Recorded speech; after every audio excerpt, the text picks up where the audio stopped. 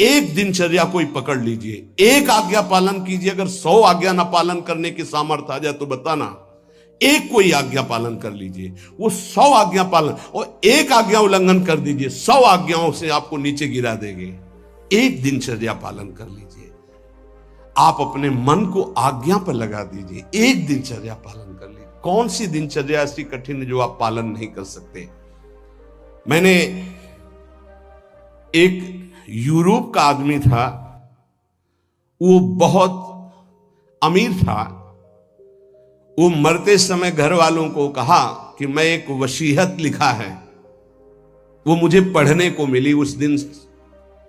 पूज्य नारायण स्वामी जी कह रहे हैं, उसमें कोई रुपया पैसा की वसीयत नहीं थी। उसने एक बहुत मोटे अक्षरों में शब्द पूरा खाली, पूरी डायरी खाली, केवल एक शब्द, और कहा मैं ये वसीयत आप लोगों को लिखकर, time is money in the world. सही शब्द है कि गलत है? वर्ड होगा, हाँ, क्योंकि ज्यादा पढ़े लिखे। Time is money in the world. दुनिया में सबसे बड़ी संपत्ति समय है। दुनिया में सबसे बड़ी संपत्ति समय है। जब से मैंने ये पढ़ा तो इस दास ने समय की सदैव कद्र की है, हर समय को सार्थक किया है। या निरर्थक करने में समय की सार्थकता समझ रहे हैं। निरर्थक सोना, निरर्थक बातें करना, बिना भजन के जो सेकंड गया व्यर्थ गया। बहुत सुंदर बात है। जिसने समय की कीमत पहचान ली वो सबसे बड़ा संपत्तिवान। Time is money in the world. संसार में समय ही सबसे बड़ी संपत्ति है। समय की सदुपयोग वृत्ति, राधा राधा राधा राधा, इसको पाबंदी में बांधिए, तुम्हारा लोक परलोक दोनों सुधर जाएगा। समय को एक, इस समय ये, इस समय ये, इस समय ये, इस समय। परसों जब इसी का सत्संग हुआ था तो ये हुआ था कि यदि आपने किसी को 5 बजे का समय दिया तो 5 मिनट पहले पहुंच जाइए। यह साधक का लक्षण होता है। अगर 3:30 बजे से वाणी पाठ होता है तो आपको यहां 3 सवा 3 बजे ही उपस्थित हो जाना चाहिए। आप सर्वांतर्यामी भगवान के द्वारा दिया हुआ दिव्य मानव देह और दिव्य सत्संग और इसको दिव्य बनाने का अवसर खो मत। नहीं, ये सोने के लिए नहीं, ये व्यर्थ के लिए नहीं, ये मुंह दिखी करने के लिए नहीं है, ये अंता से पालन करने के लिए है। जब से मैंने ये शब्द पढ़ा था, time is money in the world, तो अपने जीवन में कभी 1 मिनट भी व्यर्थ नहीं खोने दिया। 1 मिनट भी। देखो, यही लगन नींद पर विजय प्राप्त करवाती है। यही लगन कि मुझे समय बर्बाद नहीं करना, जितना अधिक से अधिक भजन। पता नहीं आज शाम हो कि ना हो, हम क्यों अपने इस दिव्य समय को नष्ट करें। पर लोग समय कटता नहीं है, इसलिए टेलीविजन और कई कई प्रकार की बहिर्मुख वृत्तियों को स्वीकार करते हैं कि समय काटना है। बोले समय नहीं कटता। और सही पूछो तो भगवान से मनाया जाता है कि नींद ना आवे, कभी ये रात्रि ना हो, इसके लिए कि मैं रात्रि हो गई तो 10 घंटे 8 घंटे सो रहा हूं। नहीं, रात दिन भजन, जाना है यहां से। पता नहीं आप लोगों के दिमाग में है कि नहीं है। हर समय बात है कि जाना है। कोई भी मिनट आखिरी हो सकता है। बिल्कुल चलो, जाना है। फिर किस बात के लिए उदास हो जाना, निराश हो जाना। क्योंकि ये पक्का पता मुझे जाना है। कहां जाना है? लाडली जी के पास जाना है। जिनके लिए तरस रहे हैं उनके पास जाना है। तो उसमें कोई भय है क्या कि जाना? जिनके लिए हम तरस रहे, तड़प रहे, उनके पास जाना है। जहां अनंत जन्मों से बिछुड़े वहां जाना है। कोई आश्चर्य की बात है, कोई दुख की बात है, कोई घटना की बात है। और जाने का ये बुलावा है। एक माई है, भयंकर कैंसर से पीड़ित है। मुस्कुराहट के सिवा कभी हमने उसके मुख में उदासी नहीं देखी। जब प्रणाम करके बाद, बहुत कृपा है लाडली जी की, बहुत कृपा है गुरु जी की। यह जीवन है। आपके अंदर अगर थोड़ी देर सोचो कि कैंसर की रिपोर्ट आ गई, अब कैसा लगेगा? कैसा लगेगा? तो भगवान ने हमें क्या दिया है? थोड़ी देर आंख बंद करके सोचो, यदि तुम्हारी आंखें ज्योति रहित हो जाए तो कैसा लगेगा? घबराहट पैदा हो जाएगी। आप देखो, अभी आंख बंद करो, सोचो अगर ये सदा सदा के लिए ऐसी हो गई तो भगवान ने कितनी कृपा दी। तुम सुन सकते हो, बोल सकते हो, देख सकते हो, सूंघ सकते हो, चल सकते हो, अभी स्वस्थ हो। समय की कदर करो, नहीं ये समय निकला चला जा रहा है, ये वापस नहीं आने वाला। और स्थिति ऐसी बना लो कि हर स्थिति में तुम्हारा मंजीरा बजने से रुके ना। पक्का जब भीषण कष्ट की स्थिति थी तब भी कहते थे व्हील चेयर में बैठा लो, हमारा नियम है इस समय बाहर निकलकर 4 चक्कर लगाना, आप लगाओ चक्कर। नहीं ऐसे नहीं बैठा लिए, हमारा नियम, और जो नियम है उठाओ हमको, टांग के ले चलो, हमारा शरीर का संस्कार करो वैसा चलो, टाइम बाय टाइम। ये क्यों हुआ? बचपन से इसका अभ्यास और भगवदाश्रय। इसीलिए सबसे प्रार्थना करते हैं, ये किसी एक के लिए नहीं है। व्याधि मंदिरम शरीरम व्याधि मंदिरम, कौन सा देवता प्रकट हो जाए?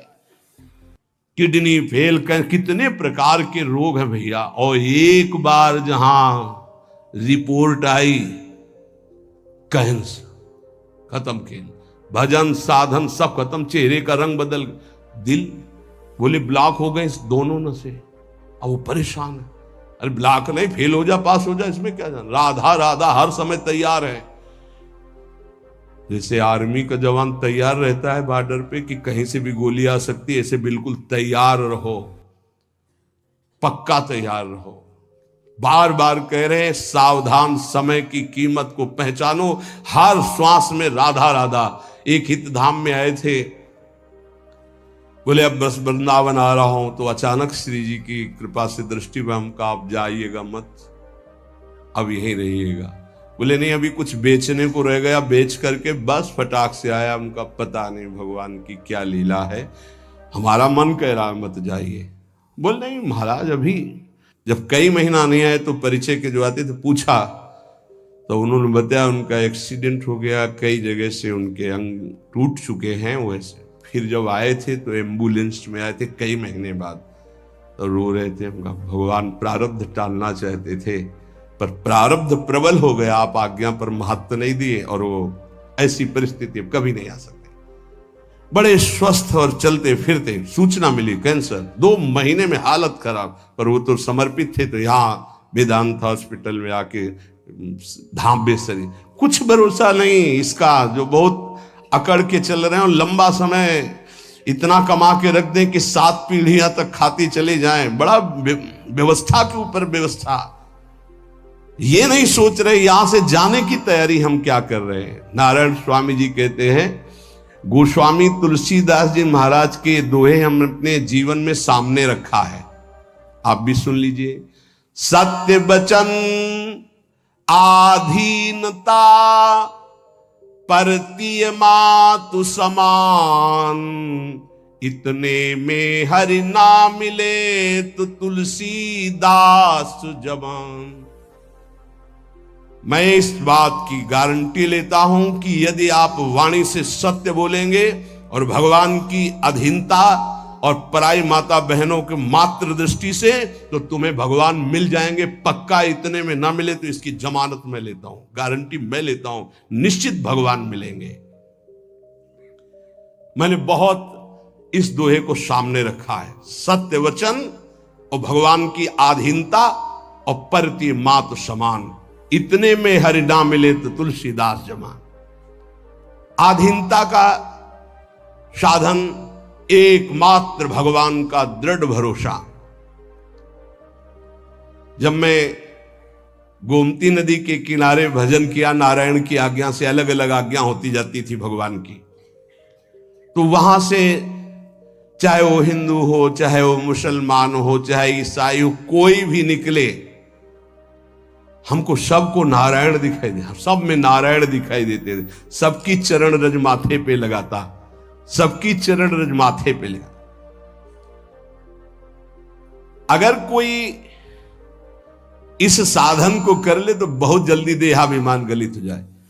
पूज्य राधा बाबा जी ने भी वर्णन किया कि मुझे और किसी से द्वेष नहीं था, अंग्रेजों से द्वेष था, क्योंकि इन्होंने जब हमारे देश पर अधिकार किया तो बहुत अत्याचार किया। उसमें पूज्य बाबा भी देश स्वतंत्रता के उसमें जेल में गए थे, तो उन्होंने देखा था कैसे भारतवासियों के साथ बर्ताव होता है। बूटों में कीलें गड़ी हुई थी, बाबा के जीवन चरित्र में पढ़ा तो जो उनके सामने सर न झुकाता, गिरा के छाती की पसूरियों पर ऐसे कूदते और बड़ी बुरी दशा से उसको मारते थे। बाबा ने जब पीछे से आ रहा था अधिकारी, तो बाबा ने सर नहीं झुकाया कि चाहे मार डाले, मैं इसके विदेशी के आगे सर नहीं झुकाऊंगा। बस पीछे वाले ने कहा झुका दो, उन्होंने कहा नहीं कटवा सकता हूं, झुका नहीं सकता। राधा बाबा बड़े जिद्दी स्वभाव के थे। इतने में जो ही नंबर बाबा का आया, वो सामने आने वाला था, तो ऑफिस में कुछ ऐसा बड़ाम से हुआ, क्या हुआ भगा तो उस दिन, फिर दूसरे दिन ट्रांसफर हो गया दूसरी जेल। तो बाबा को बहुत घृणा थी, गोरा देखते ही अंदर से उनको जलन पैदा हो जाती कि हमारे हिंदुस्तानियों पर इतना अत्याचार करने वाले ये। अंदर से आया कि भगवान की प्राप्ति करनी तो अजात शत्रुता आनी चाहिए, ये ठीक नहीं। तो गंगा के किनारे घाट पे बैठ जाते, और जब कोई जैसे अंग्रेज निकलता तो चरण धूलि माथे पे लगाते, वो कोई पैसा चढ़ा देता तो छोड़ के चल देते। तो एक दिन जब भगवान ने देखा कि अंग्रेजों के प्रति घृणा खत्म हो गई, तो एक अंग्रेज आया और बाबा की जो भद्र करवाई हुई सर थूक दिया होगा। तो उनका गोरे ठाकुर अब ईर्ष्या आपसे या द्वेष आपसे या घृणा नफरत नहीं हो सकती, आप ही हो। बस अंदर से वृत्ति गायब हो गई और हुआ काम हो गया, अब मुझे इसकी जरूरत नहीं। तो यहां ये कह रहे कि दास ये कहता है कि यदि सबके प्रति, देखो महापुरुषों के वचन है, यहां अगर परम पद में आरूढ़ होना है, भगवत प्राप्ति करनी है, तो सर्वान वस्तुतया निरीक्ष परम स्वाराध्य बुद्धिर्मम। बहुत कठिन बात है। नारायण नारायण। एक बार दास से कोई बिगड़ा तो दास ने सर झुका दिया और कहा पादुका उतारो और इस पर प्रहार करो। फिर भी हे नाथ आपसे द्वेष नहीं हो सकता। कैसे कोई इन महापुरुषों को समझे। पैर का जूता निकालो और सिर को खूब पीटो, ये सिर भी आपका है, नाथ आप ही हो। ये स्थिति है, ये स्थिति है, नाथ आप ही हो। आज तक परिस्त्री को आंख उठाकर कभी काम भाव से नहीं देखा। क्या महापुरुषों ने करुणा करी कि अपनी स्थिति बताई। जब कभी मन ने साधन काल में आकर्षण किया तो हमने ऑपरेशन करके दिखाया मन को कि क्या है। चमड़े से ढका हुआ शरीर, मांस, हड्डियां, मूत्र द्वार, मल भरा हुआ उदर में, फौरन मन भागा और नारायण की शरण में गया। ये क्यों लिख रहे हैं? साधकों के लिए। कभी कोई पाप कर्म, नारायण तब अज पाजा। आपसे प्रार्थना है जब आपका मन ऐसे करे तो ऑपरेशन करके मन को दिखाए कि कुछ नहीं है, व्यर्थ में क्यों समय नष्ट करोगे, क्यों हृदय मलिन करोगे। जो नियम तुम स्वयं स्वीकार किए हो या गुरुदेव ने दिए हो, उसे कभी भी किसी भी स्थिति में नहीं छोड़ना चाहिए। चाहे सुखद परिस्थिति हो, चाहे दुखद परिस्थिति हो, आप उपस्थित हैं उस समय। चाहे वो भजन का हो, चाहे वो सेवा का हो, चाहे वो व्यवहार का हो, आप ध्यान दीजिए, आपको परमार्थिक बहुत लाभ होगा यदि आप ऐसा करेंगे। भगवान की जो इच्छा है उसमें तुम राजी होना सीख जाओ। ये बात हमने एक, जैसे वो यूरोप की उससे, ऐसे हमने एक, अब हमको तो ज्यादा अंग्रेजी आती नहीं, let the will of God be done, DONE है डन। हाँ भाई, हम तो ज्यादा पढ़े कि जो भगवान की इच्छा है उसमें अपनी इच्छा को मिला दो। मैंने ये सूत्र अपनी डायरी पे लिखा। हमारे यहां चतुराशी जी में, ये तो अंग्रेजी से लिखा, हिंदी से, जोई जोई प्यारो करे सोई मोहि भावे। ये सूत्र है, अगर इसको स्वीकार कर लिए, समस्त चिंताओं से मैं मुक्त हो गया इस सूत्र से। भगवान की जो इच्छा है उसमें अपनी इच्छा मिला दो। लेकिन इतना भजन होना चाहिए कि ये पता चले कि भगवान की इच्छा है कि मेरी इच्छा है। इसमें समझना ही तो सब भगवान की इच्छा मान के फिर कहेंगे कि भगवान की इच्छा के बिना पत्ता नहीं हिलता है, तो जितना पापाचरण वो सब भगवान की इच्छा से। नहीं, ऐसा नहीं। इसीलिए विवेक की आवश्यकता है, मन के संकल्प को और भगवत इच्छा को देखना। कैसे जानेंगे भगवान की इच्छा है और कैसे जानेंगे मन की इच्छा है? जो इंद्रियों की विलासता का संकल्प बना करके कार्य किया जाता है वो मन की इच्छा होती है, और जो बिना संकल्प के अकस्मात, वो भगवान की इच्छा। जैसे हम जा रहे हैं, किसी को जरा सा धक्का लग गया, उसने पीट दिया हमको, ये मेरा कोई संकल्प नहीं था, या अचानक कोई ऐसी घटना घट गई, सामने वाले को दुख पहुंच गया, मेरा संकल्प नहीं था, या किसी भी तरह की कोई, वो भागवतिक होता है विधान। हम उसमें अपनी इच्छा, मन के संकल्प के द्वारा जो इंद्रिय जनित, वासना जनित, वो भगवान की इच्छा नहीं होती। पर इतना अंतर्मुख साधक हो तभी तो पहचान पाएगा। सारी चिंताओं से मैं मुक्त हो गया जिस दिन ये सूत्र पढ़ा। अर्थ उसका है कि भगवान की जो इच्छा है उसमें अपनी इच्छा को मिला दिया। जोई जोई प्यारो करे सोई मुहि भावे। इस दास ने देखा कि जब अपनी इच्छा भगवान की इच्छा में मिला दिया तो चराचर जगत से हमें कृपा प्राप्त होने लगी। जा पर कृपा राम की हुई, ता पर कृपा करे सब कोई। अपनी इच्छा ही भगवत कृपा में बाधक है। अगर अपनी इच्छा भगवत कृपा में मिला दे तो चराचर जगत से भगवान कृपा करने लगेंगे। योग वासिष्ठ में इस दास ने एक सूत्र पढ़ा, पुरुषार्थ ही परम दैव है। दैव, दैवी शक्ति। प्रारब्ध को लेकर बैठ जाना, अब जो लिखा होगा वही हो जाएगा, हमको करना नहीं। जब दास ने योग वासिष्ठ में यह सूत्र पढ़ा कि पुरुषार्थ ही परम दैव शक्ति है, तो इस दास ने इसका अनुभव करने के लिए प्रयासशील, पुरुषार्थ ही सब कुछ है। रात दिन एक करके भजन करो, देखो सब पर विजय प्राप्त हो जाएगी। कभी कभी प्रारब्ध बाधा पहुंचाने की चेष्टा करता है, पर प्रबल पुरुषार्थ प्रारब्ध को रौंद देता है। प्रबल पुरुषार्थ, पुरुषार्थ जो साधन भजन मिला है इसमें प्रयत्नशील। यहां कह रहे हैं कि भगवान की कृपा प्राप्त करने के लिए पुरुषार्थ, प्रबल पुरुषार्थ, प्रबल पुरुषार्थ ही भगवान के सिद्धांत की अनुभूति कराता है। प्रबल पुरुषार्थ ही प्रारब्ध के सिद्धांत की धज्जियां उड़ा देता विधान की। पुरुषार्थ में बड़ा बल है, बड़ा बल है। पर पुरुषार्थ भगवान के नाम जप से माना जाएगा, और ये लौकिक पुरुषार्थ प्रारब्ध को नहीं मिटा सकता। भगवान का नाम जप, जब हमारा पुरुषार्थ प्रबल होता है भगवत कृपा से, तब अद्वैत भाव की सिद्धि अत्यंत अनिवार्य हो जाती है। हर मार्ग के उपासक को अद्वैत भाव, एकमात्र जो सर्वत्र है वो यहां भी है, गुरुदेव भगवान को। इसके बाद द्वैत प्रेम का आता है। पहले द्वैत से अद्वैत और अद्वैत से द्वैत। अपने इष्ट देव को सर्वत्र देखने की चेष्टा करे, किसी भी अन्य अपने इष्ट देव के नाम रूप की निंदा अवहेलना ना कर दे, नहीं तो अपने इष्ट देव की भक्ति में फर्क पड़ जाएगा। जैसे परिक्रमा लगा रहे हैं, रास्ते में हनुमान जी का मंदिर है, आरती हो रही है, अरे क्या हनुमान जी, हम तो नहीं, महाभागवत है।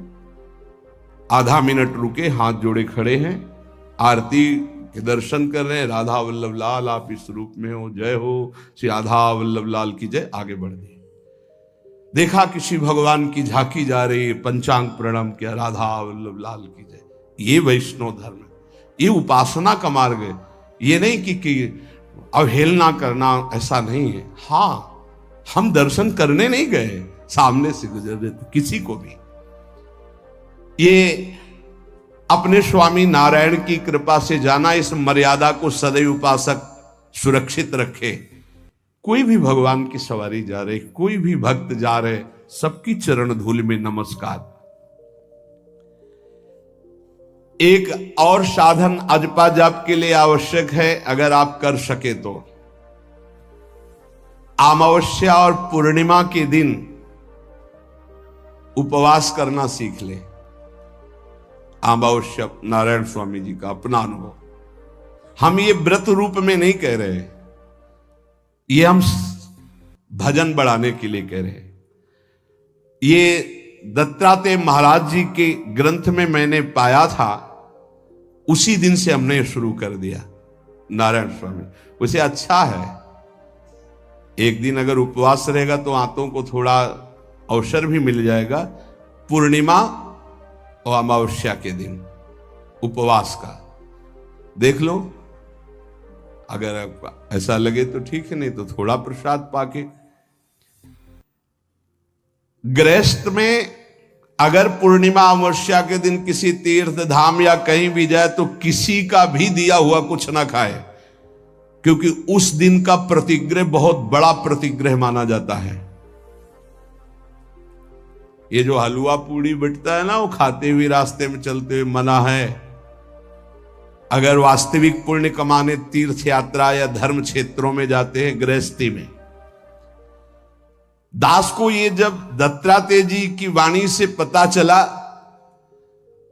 तो जीवन भर के लिए नियम ले लिया कि पूर्णिमा और अमावस्या को भोजन ही नहीं करना।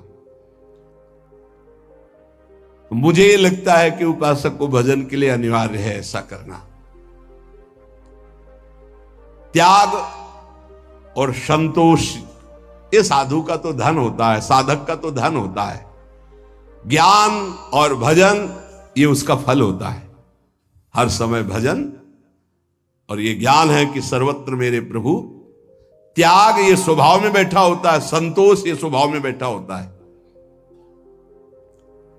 ये जो मूर्ति पूजा की अवहेलना करते हैं, इन लोगों की बात मत सुनना।